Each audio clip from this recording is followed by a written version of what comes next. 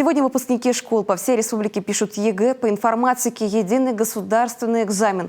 По этому предмету впервые проходит без оценивания экспертной комиссии. Ответы автоматически проверяет компьютер. К слову, популярность предмета с каждым годом возрастает. В Сыктывкарской 21-й школе сегодня за компьютеры сели 29 человек. Елена Кононова о том, как прошел необычный экзамен. На часах еще нет и 9 часов, но возле входа 21-й школы столицы уже толпятся выпускники. У каждого в руках стандартный набор – паспорт, ручка, вода и шоколад. Лакомство помогает лучше работать серому веществу. И ничего более, даже пятака на удачу под пяткой, говорит Артем Платта, учащийся технологического лицея. Вся надежда на знания. Недаром информатику штудировал целый год в лицее и дополнительно с репетитором. Мечтает получить профессию айтишника. Просто мне нравится этот предмет, и поэтому я решил связать свою жизнь с ней.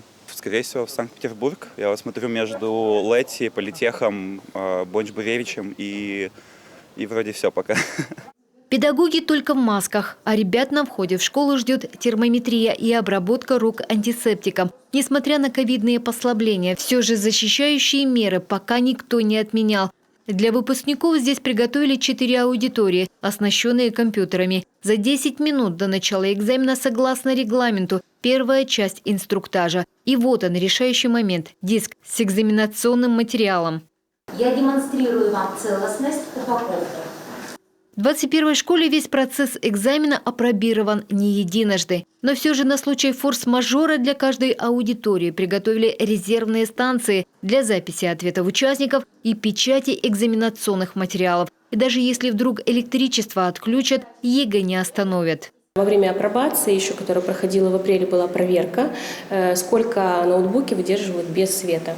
То есть специально мы выключали свет, это было во всех пунктах проведения экзамена, специально выключали свет, специально сбивали эти настройки, сколько они выдержат.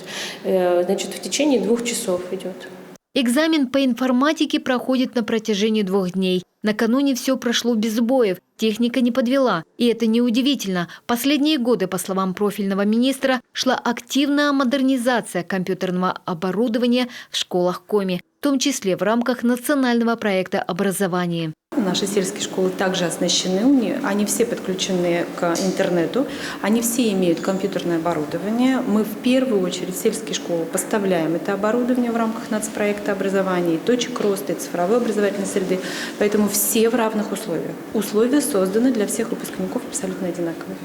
Логические связки, перевод мегабайты в килобайты, создание программ. Задания по информатике не из простых. Впрочем, ребята целенаправленно готовились к этому предмету. И видно, что особых переживаний у них нет. Да и времени, чтобы все обдумать и решить пошагово, предостаточно. Почти 4 часа. После экзамена ответы в электронном виде поступят в Республиканский центр проверки качества образования. А 6 июля ребята узнают результаты.